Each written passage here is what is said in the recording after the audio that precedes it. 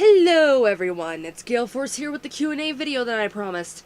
Sorry this took so long, I actually got a lot more questions than I expected to get, even with giving a deadline of over 2 weeks after the announcement was uploaded. I guess I'll know in the future to set limits on the number of questions each person can ask.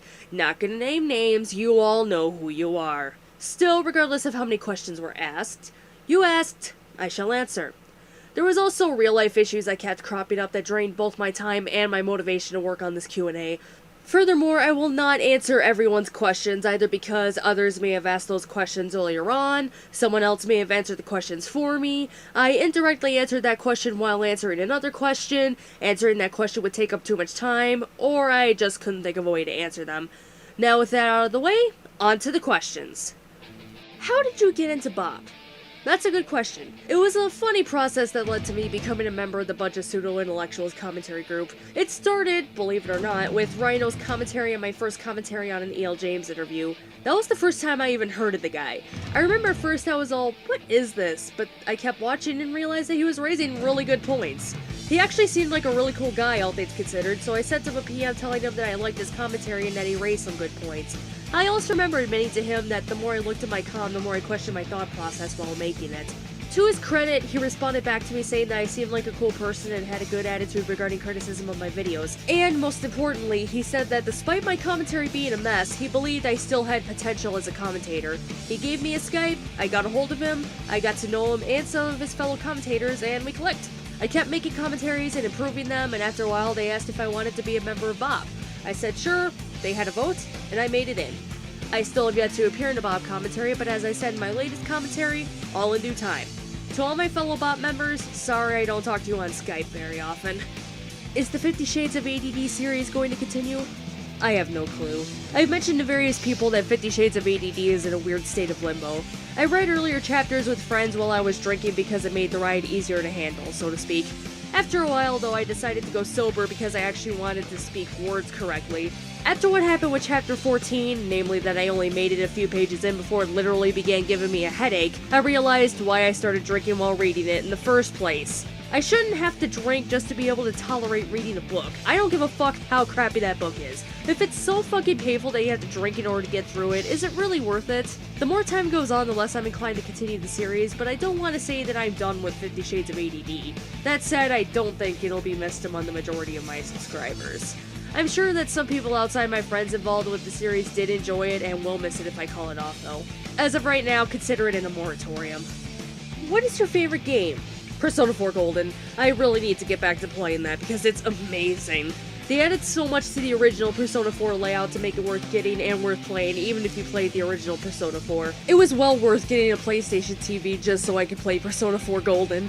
What do you think of the Kylie Jenner challenge stuff? I don't know anything about it, nor do I care. Do you listen to music often? If so, what genres are you into? I do listen to music often. The genres I'm most into are classic rock and heavy metal. I grew up with classic rock radio and they played anything and almost everything from AC/DC to ZZ Top. You name it, chances are that I like it or at the very least think that it's okay but not my style. As far as heavy metal goes, I'm into different subgenres like progressive metal, symphonic metal, new wave of British heavy metal, and even the occasional melodic death metal. Not a fan of extreme metal or black metal or anything like that. That's too much even for me. Most overrated and underrated commentators by sub-count or reputation.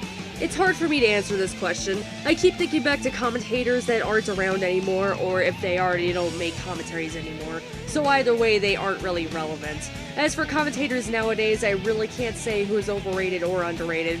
Sorry man, that's the best I can give. I guess I need to branch out more. What do you think of all the big-name commentators returning to the community? The surge of big-name commentators coming back has died down now, but it was cool while it lasted. I think it really helped the commentary community since I'd like to think that it brought new people into making commentaries as well.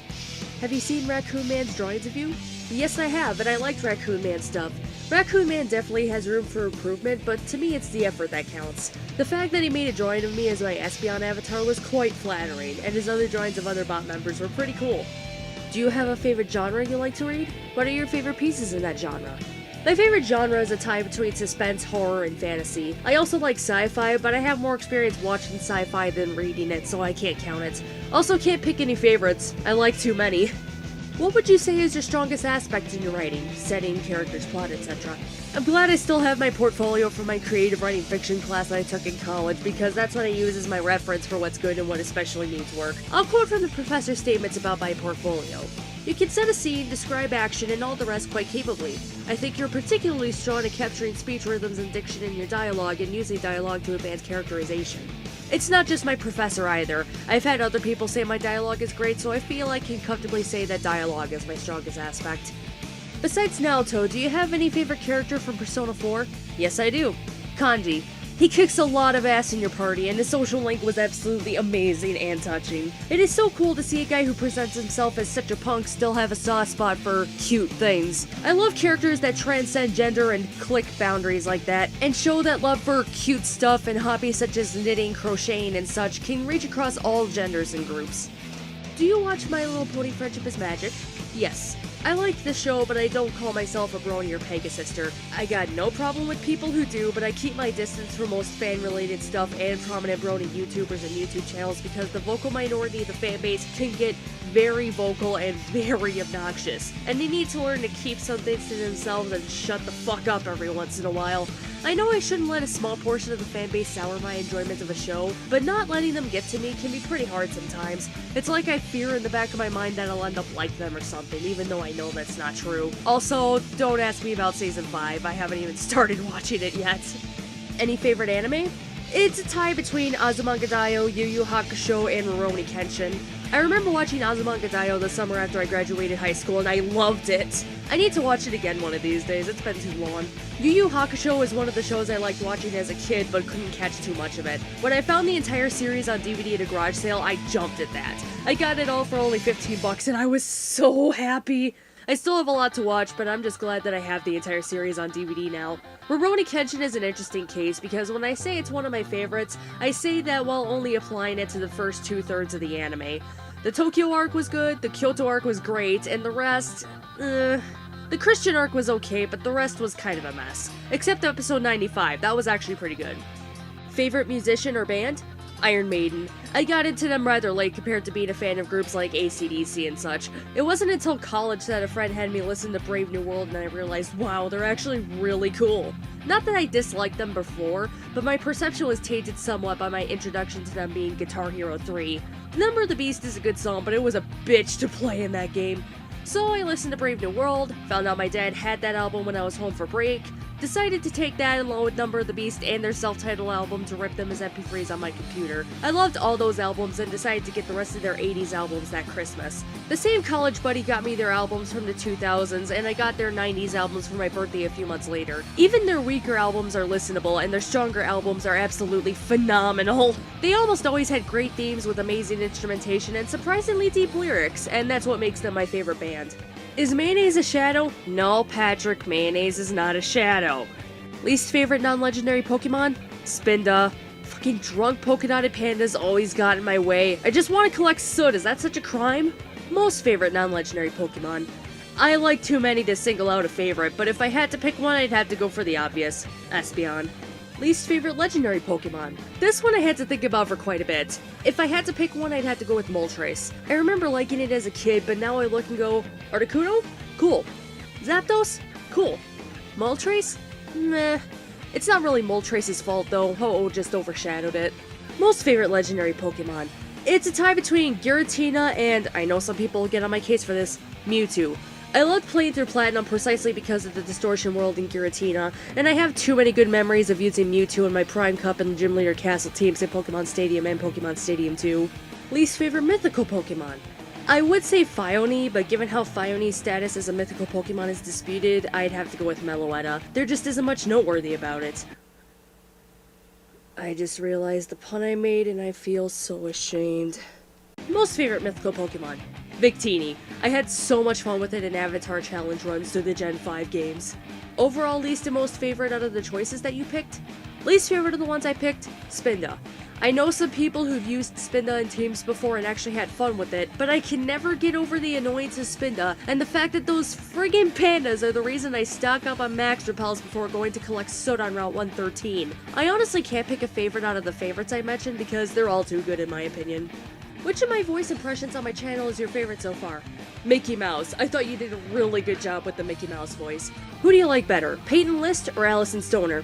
I have no idea who Peyton List is nor the stuff she was in. I'm at least somewhat familiar with Allison Stoner, if only because I remember seeing her in that one episode of Sweet Life of Zack and Cody.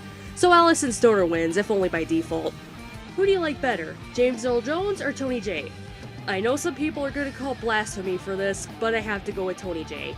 For one reason and one reason only. I don't remember ever hearing James Earl Jones sing, and Tony J had such an amazing singing voice. For those wondering why, Hellfire is why. Holy shit! Thoughts on Blaze the Movie Fan, Whitney Baker, Mario Fan 96, and PJ Fan 94 as guest voices in my videos? I haven't watched their stuff, so I don't know what they sound like. As such, I really can't give my opinions of them since I don't have an opinion of any of them. Sorry. What do you consider to be the best and worst romance novels of this year that you've read? I don't read romance novels, so I can't tell you the best and worst romance novels of the year. Even without the of the year specifics, I wouldn't even count my horrific experience with 50 Shades of Grey. I still can't get over just how horribly written that book is. I honestly feel that calling it a bad romance novel is an insult to bad romance novels, because you can at least read other bad romance novels and enjoy them just for snark value and laughing at them. As for romances in general I've read that I liked, I had to read Jane Austen's novels in one of my English classes in college. I liked both Pride and Prejudice and Sense and Sensibility. The two were period romances that showed how ahead of her time Jane Austen was. What got you into doing commentaries? Anyone who's seen the About page of my channel would know that I've had this YouTube channel since 2010. I started making commentaries back then, but I've set all those old commentaries to unlisted. Initially because I was distancing myself from commentaries for a while. This was back in 2013, and the only commentaries I made that year were 2 one-shots. A year later I got back into making commentaries, but I never set those old comms back to public because, to be perfectly honest, they're pretty crappy. When I first started in 2010, my biggest inspiration was Darkstream 217. I loved his commentaries and was pretty bummed out when he said he was gonna stop making them. The guy's still around though, and I've stayed subscribed to him because he makes good anime reviews and discussions from time to time. As for what got me back into making commentaries, there really isn't a specific person that inspired me. More like I found a video that I felt was begging to be commentated on. That video was the Today Show segment from a while back with Jamie Dornan, Dakota Johnson, and E.L. James being interviewed. So in a weird way, you can thank 50 Shades of Grey for bringing me back into making commentaries. In your opinion, who's the worst commentator you've seen? I would name names, but this person said he's done making commentary, so I see no reason to delve further. What do you think makes a good commentary? Engaging the viewers, usually through a mix of being informative and being humorous. Humor is definitely important for keeping your audience engaged, but you still want to teach the person whose video you're commentating on just what they did wrong. When I say a mix of the two, I don't mean equal parts humor and equal parts criticism, because 1, it's hard to quantify something like that, and 2, there are different commentating styles that put more emphasis on one or the other but still work. 2 commentators on each side of the spectrum that I can think of as good examples are Half-Boiled Hero and Youngblood Fantasy 91. Half-Boiled Hero is more humor-based, but he still brings up good criticisms of the videos he's commentating on. Youngblood Fantasy 91 is much more information and criticism-based, but he still sprinkles in a couple of good jokes and does such a good job presenting his information that even if he doesn't make any humorous jabs, he still keeps you engaged. Why are you using Espeon as your avatar? When I brought in Espeon, I wanted to change a pace of avatars since I felt I've been using Naruto for too long, and because I'm a huge Pokemon fan and Espeon is one of my favorite Pokemon, it seemed like the best choice at the time. I have other avatars sitting on the shelf in case I ever feel I need another change of pace as far as avatars go. I'm not gonna say what they are though. I want to keep some elements a surprise. What are your thoughts on Persona 5 so far? I love how it's looking so far. I love the angle they're taking with the main characters, and it's such a cool deviation from what they've done in the past couple of Persona games. It makes me want to get a PS3 just so I can play it. That's how much I'd love to play Persona 5. Do you think the commentary community doesn't have enough female commentators? More female commentators coming out of the woodworks does help, but I don't think that there aren't enough female commentators. Different communities have different gender dynamics, and there are various reasons for that. I can't explain the sociology of the community nor the psychology of various commentators, so who knows why there are more men than women in the commentary community. I'm not sure if that in and of itself is a bad thing, but this is coming from someone who's used to being surrounded by guys with very few other women, if any other women in the group. The majority of my friends growing up were guys, and even now most of my friends on Skype are guys. I've gotten so used to being outnumbered by guys that I don't really think about it anymore. Have you ever planned on making a commentary on a bad video from someone big in the community? I've never seen a commentary from anyone big in the community that was bad enough to warrant a possible commentary, so no. What Shin Megami Tensei games have you played? I haven't played any of the main Shin Megami Tensei games. I played Persona, Persona 3, Persona 3 Portable, Persona 4, and Persona 4 Golden. I have Persona 2 Innocent Sin on my PSP, but I didn't want to play that until I beat the first Persona. I have no idea if I'll ever actually play through the rest of Persona because I feel it hasn't aged well. I can't blame the game though. I blame myself for having absurdly high expectations of it. Either way, I need to play through Persona 2. Favorite Shin Megami Tensei tracks? I only have the Persona soundtracks as a real frame of reference, unfortunately. If we're talking about versions of songs that were used in the games, it's a tie between the Almighty and the Reincarnation version of the regular I'll Face Myself boss battle tracks from Persona 4. The Reincarnation version was used for one of the later boss battles in Persona 4 Golden, so I'm counting it. Both of those had to be some of the most epic boss battle music tracks I've ever heard. Favorite video game composers and anime composers? My favorite video game composers are Junichi Masuda and Shoji Meguro. Junichi Masuda has done great work composing the music for the main games in the Pokemon series, and Shoji Meguro has done amazing work with the Persona games. As far as anime composers go, I have to say that Noriyuki Asakura is my favorite. He composed the soundtrack for the Rurouni Kenshin anime, and the tracks used in the Kyoto arc were especially good. Have you thought about doing song covers or singing your own songs? I have entertained the idea of doing song covers before, but nothing came of it. I had a hobby for a while of writing English lyrics to various Vocaloid songs, but the few I tried recording didn't sound YouTube worthy. That said, I do plan on saying something after I get through this entire Q&A, so stay tuned for that. How about you come with me to build a snowman? Kinda hard to do that with no snow. Also, I see what you did there. Are you a Kingdom Hearts fan? If so, what are the games you played in your favorite characters, musical tracks, and worlds?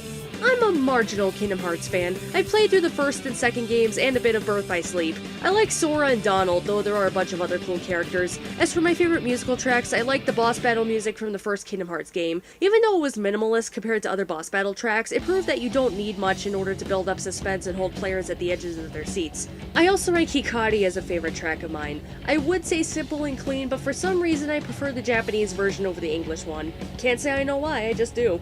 I think the Tron world from Kingdom Hearts 2 is my favorite. I love the design of it. Have you played any instruments or been involved with music in your life? I don't count the flutophone I had to learn how to play in music class in 4th grade. I tried learning how to play the guitar when I was in high school, but nothing came of that. And when I was a kid, I had a friend try to push me to learn how to play piano, but nothing came of that either. I was involved with music in that I was in my K-8 school's choir from 6th grade to 8th grade, and I was in my high school's women's choir in junior year and the school's a cappella choir my senior year. The fact that I got a solo in one of the women's choir concerts and that I was in the a cappella choir my senior year, given how I had to audition in order to get in, and got in, says that I should consider my singing voice at least somewhat decent, but the fact that I couldn't fit any choir stuff in at college means that my singing voice got rusty. At least that's the way I explain my being overly critical of my singing voice nowadays. I really need to just sit down and practice singing because I know that's the only way I'll get better. How are you so adorable? Aw, you think I'm adorable? Maybe the fact I could do that is how?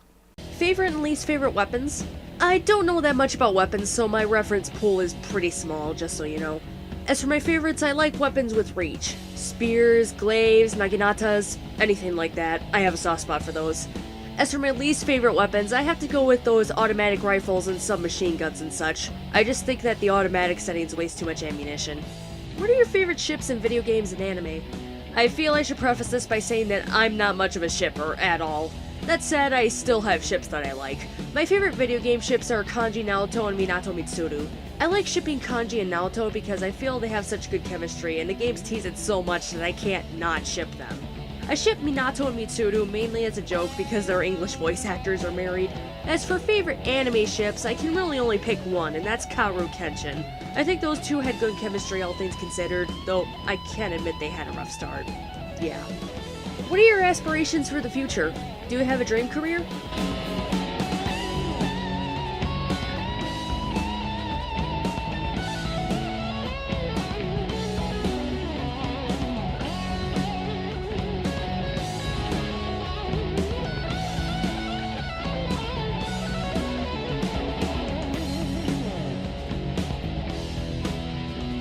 Do you watch the Nostalgia Critic? If so, what are your least and most favorite episodes? I don't watch the Nostalgia Critic anymore, but when I was watching, I really enjoyed his rant/review of Neverending Story 3. My least favorite episode has to be his Star Trek Generations review. Not because I like Star Trek Generations, but because that movie had so many more problems than what he mentioned. I felt like he actually got lazy or didn't do as much research as he could have done, but then I have to remember that he only has so much time to talk about stuff. To put it in perspective for just how much is wrong with that movie, I played with the idea of making my own video review of Star Trek Generations for years. No, seriously, the first complete draft of the script I typed up was back in 2011.